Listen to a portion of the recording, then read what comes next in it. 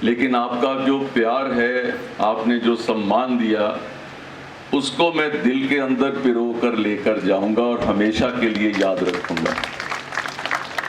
हमारे कई संस्थाओं के सदस्य यहाँ पर आए हैं जिन्होंने अभी अभिनंदन भी किया, और अधिकांश लोग उनमें से भी मेरे बहुत प्रिय और जाने पहचाने और जिनके साथ कई बार काम करने का भी मौका मिला, ऐसे भी उनमें से कई लोग आज जिस माहौल के अंदर हम मिल रहे हैं, हर 5 बरस के बाद आप सरकार को चुनते हैं और आप पिछली सरकार का रिपोर्ट कार्ड देखते हैं। रिपोर्ट कार्ड तो मोदी जी की सरकार का ऑनलाइन चलता है, कोई ये नहीं है कि वो रुक जाता है।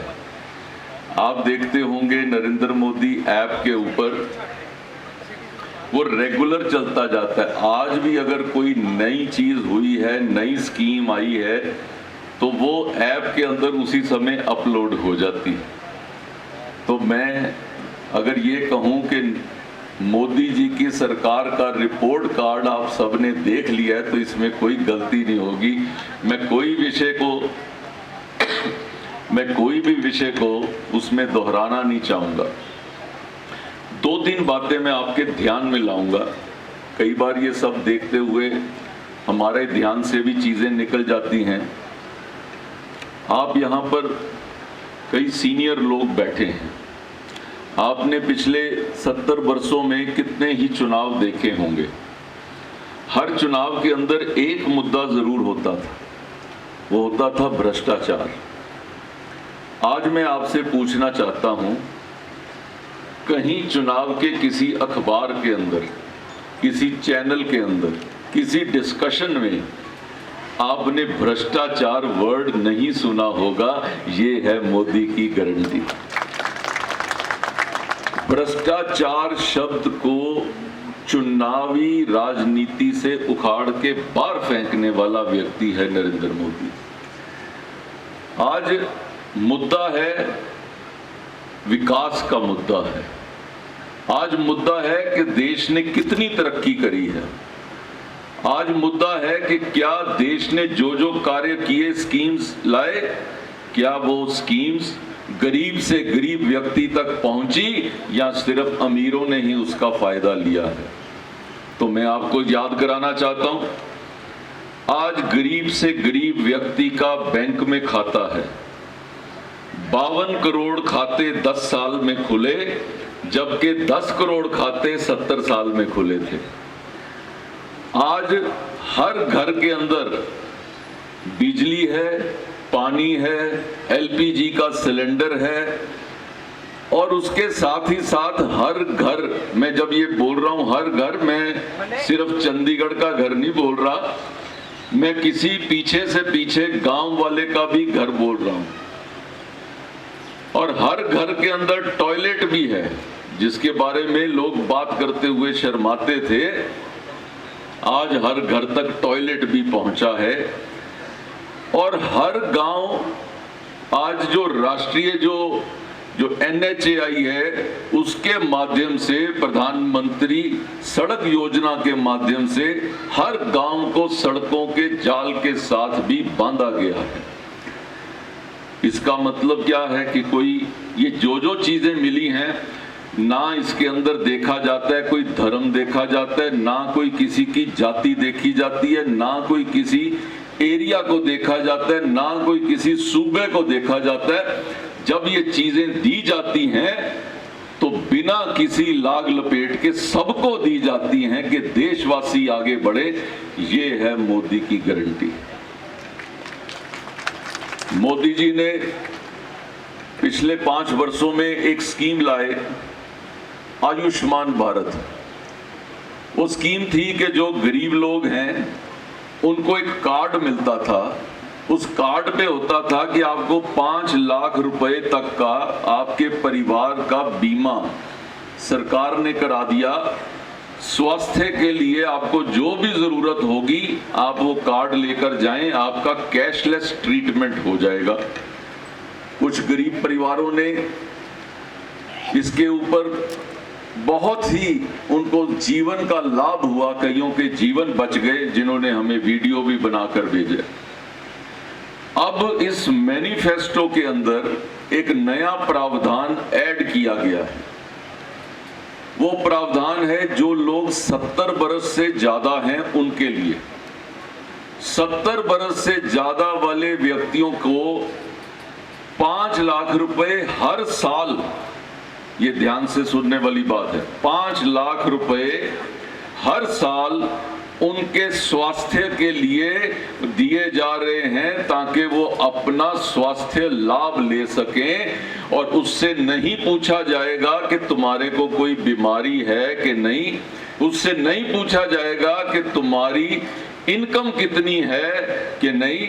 ये जैसे पहला जो था वो गरीब व्यक्तियों के लिए था, अब ये जो हमारे वृद्ध व्यक्ति हैं, बुजुर्ग हैं, किसी को अपने बच्चे के आगे भी हाथ ना फैलाना पड़े अपने स्वास्थ्य के लिए, ये 5 लाख और 5 लाख हर साल, इसकी घोषणा कर दी गई है।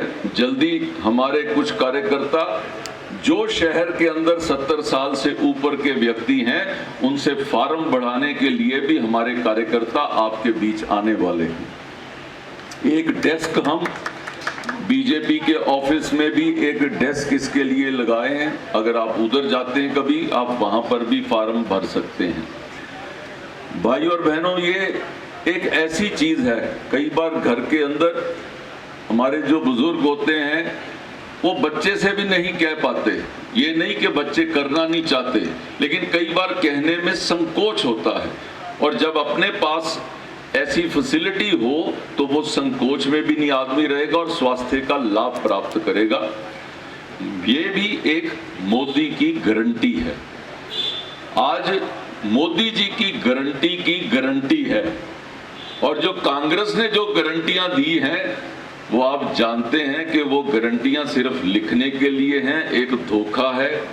हिमाचल के अंदर उनकी सरकार जब बनी, ये जो चुनाव हुआ था, जब सरकार बनी, उसके अंदर उन्होंने गारंटी दी कि हम 1500 रुपए हर महिला को हर महीने देंगे। सरकार बने हुए आज 1.5 साल हो गया। जब वहां सुखू जी से पूछा गया कि भाई साहब आपने गारंटी करी थी, वो कहते हाँ करी तो थी, पर अब पैसे नहीं है। जब बजट की बारी आई तो उन्होंने कहा जी आपने तो बजट भी पेश कर दिया, आपने बजट में भी प्रोविजन नहीं किया। वो कहते अब प्रोविजन नहीं है। अब 1.5 साल निकल गया है। आज जनता पूछती है भाई वो किथे गई हैं ताड़ियां गारंटियां। आज जनता पूछती है उनसे।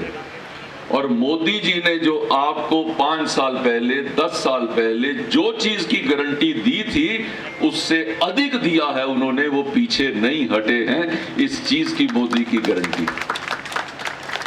कोरोना काल हमारे बीच में आया, आप सब लोग घर से बाहर निकलने के लिए भी रुके हुए थे। उस काल के अंदर भी हमारा देश जो है उसका काम नहीं रुका। बड़े बड़े देश पिछड़ गए। हमारे देश ने उस समय इंफ्रास्ट्रक्चर के अंदर इन्वेस्ट करना शुरू किया। और आपने देखा होगा सब देशों की जीडीपी ग्रोथ रुक गई थी कोरोना काल में। हमारे देश की थोड़ी सी डिप हुई थी, लेकिन कोरोना के बाद वो डबल स्पीड के साथ हमारी जीडीपी आगे बढ़ी, क्योंकि हमने इंफ्रास्ट्रक्चर में इन्वेस्ट किया। और जो वैक्सीनेशन आई, वो तो मेरे को किसी को बताने की जरूरत भी नहीं है। जितने लोग यहाँ बैठे हैं सबको कम से कम 2 डोजेज या 3 डोजेज तो लगी होंगी। आज कोई भी मास्क लगा के नहीं बैठा। दुनिया के कई देशों में अभी भी मास्क लगे हुए हैं। आज किसी के ऊपर ये चीज का वो नहीं है। हर व्यक्ति ये जानता है कि मेरे को वो डोज लगी हुई है। और सिर्फ एक नहीं 2-2 डोजेस बना दी उसी समय के बीच में। जो पुराने लोग हैं वो जानते होंगे, जब देश में मलेरिया आया था पहली बार, या टीबी आया था पहली बार, या HIV का आया था, उसकी जो वैक्सीनेशन देश में तो बनती नहीं थी। बाहर से जब वैक्सीनेशन मंगाई गई तो बीमारी आने के कम से कम 25, 30, 35 बरस के बाद वो वैक्सीनेशन हमारे देश में आई, और वो भी डेवलप्ड कंट्रीज हमको वो वाली वैक्सीनेशन देते थे जो वहां उनके टेबल पे एक्सपायर हो गई होती थी। वो कहते थे हिंदुस्तान में भेज दो, चलो किसी को तो लग जाए। आज हम लोग उसमें कहीं आगे बढ़े, आज हम इस चीज के अंदर हर व्यक्ति तक पहुंचा पाए। 250 करोड़ से अधिक तो डोजेज ऑलरेडी लग चुकी हैं, और हमने तो ऐसा भी देखा है कहीं पहाड़ों पे कोई किसी का गांव है, वहां पर भी हेलीकॉप्टर को भी भेज के, डॉक्टर्स नर्सिस को भेजकर भी वहां पर भी डोजेज लगाई गई हैं कि एक भी देश का व्यक्ति इससे पीछे ना रह जाए, उसके भी स्वास्थ्य का ध्यान रखा। भाई और बहनों, आज हमारा देश ऐसी स्थिति पे है जिसको टेक ऑफ स्टेज बोलते हैं। ये 10 साल के अंदर एक प्लेटफॉर्म तैयार हुआ। करप्शन को सरकारी सिस्टम से मिटाने का काम किया मोदी जी ने, जो इंफ्रास्ट्रक्चर डेवलप करके आपके सामने रख दिया। 370 की धारा को हटा के कश्मीर को देश का अभिन्न अंग बना दिया, ये काम भी पूरा हो गया। साथ ही साथ आपके जो दिल की धड़कन, आपके घर के मंदिर के अंदर जिनकी मूर्ति होगी और आप जिनके जाकर मंदिर में माथा टेकते होंगे, जो 600 साल से भगवान राम जो टेंट में रह रहे थे, उनके लिए भव्य मंदिर का निर्माण हुआ। और ये मंदिर का निर्माण जब अभी हम अपना मैनिफेस्टो बनाते थे, हम उसमें कहते थे कि राम मंदिर बनेगा तो वहीं पर बनेगा। तो कांग्रेस के भाई हमारा मजाक करते थे कि मंदिर वहीं बनाएंगे, तिथि नहीं बताएंगे। आज तो तिथि भी हो चुकी है, मंदिर भी बन चुका है, राम लल्ला वहां विराजमान भी हो गए हैं। और सिर्फ वहीं पर नहीं, जो लोग मेरे दोस्त जो कहीं दुबई जाते हों, उनको मालूम होगा दुबई जैसे देश में वहां पे जहां मंदिर बनाना भी अलाउड नहीं है, वहां के सुल्तान से 34 एकड़ जमीन लेकर वहां पे शिव जी का मंदिर भव्य वहां पर बना है। कभी आप जाएं तो वो मंदिर देखें।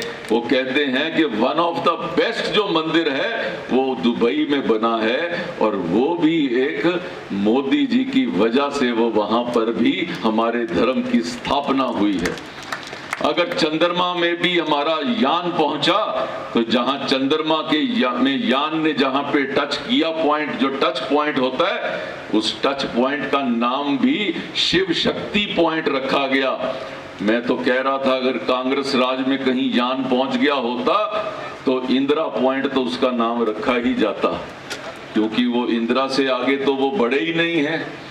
अब आज आप इस चीज को आप समझ सकते हैं, सोच सकते हैं कि मोदी जी के राज में सिर्फ स्कीम्स और नई स्कीम्स आई हैं, कांग्रेस के राज में आए तो स्कैम और घोटाले और करप्शन आई थी।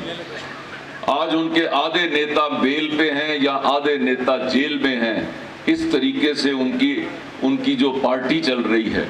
सो दोस्तों, मैं सिर्फ आपसे एक विनती करना चाहता हूं। अभी चुनाव को लगभग 30 दिन और बाकी हैं।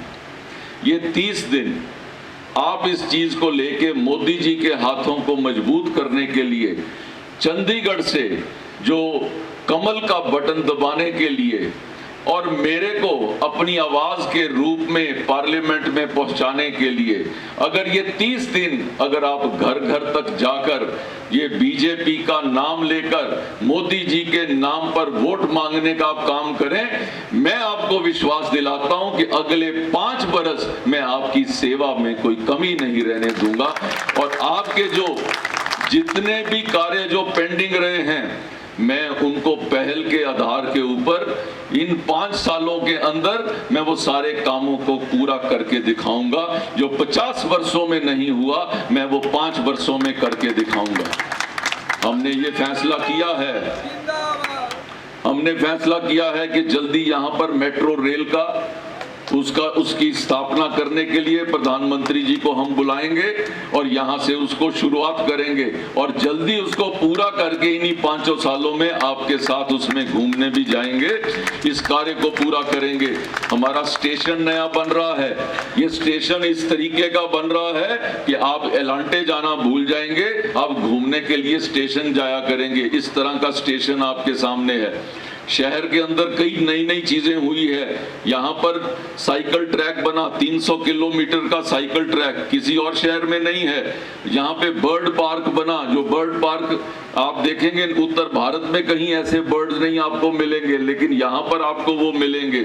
आपने देखा होगा एयरफोर्स का एक म्यूजियम बना 18 सेक्टर में, किस तरीके से जहाज के सिमुलेटर्स वहां पर रखे गए हैं। चंडीगढ़ आगे बढ़ रहा है, लेकिन उस चंडीगढ़ के आगे बढ़ने के साथ साथ चंडीगढ़ की जो जरूरतें हैं वो भी साथ साथ बदल रही हैं। हमारे कई साथियों की कई तरह की डिमांड्स हैं कि जो बदलती जरूरतों के साथ एडमिनिस्ट्रेशन ने अपना सिस्टम नहीं बदला है, वो मैं आपको बदल के दिखाऊंगा और आपके जो कार्यों को पूरा करके दिखाऊंगा।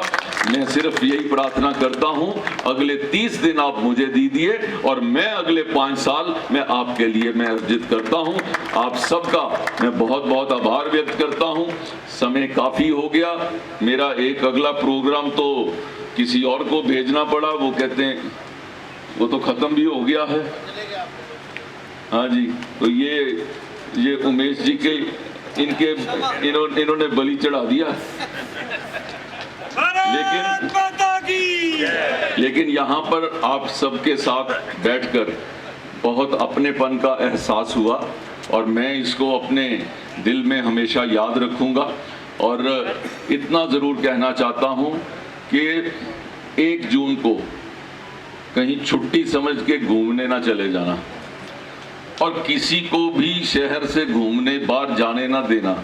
मैं वैसे कोशिश करूंगा कि शहर की एंट्री पॉइंट्स और एग्जिट पॉइंट के ऊपर एक पहरा बिठा दूं कि कोई व्यक्ति शहर से बाहर जाए तो कम से कम उसके हाथ पे वोट का निशान लगा हो, नहीं तो एंट्री जरा हम कोशिश करें कि रोक दें। भाई साहब, शहर का भविष्य बनाना है तो वोट तो डालना है।